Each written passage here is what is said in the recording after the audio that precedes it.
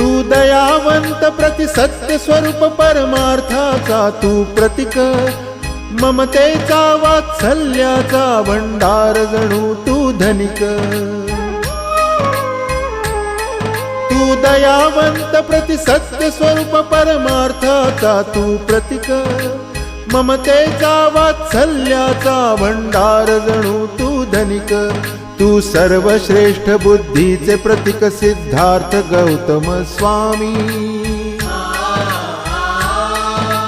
ज्ञान योगी तू ध्यान मूर्ती परमात्मा अंतर्यामी.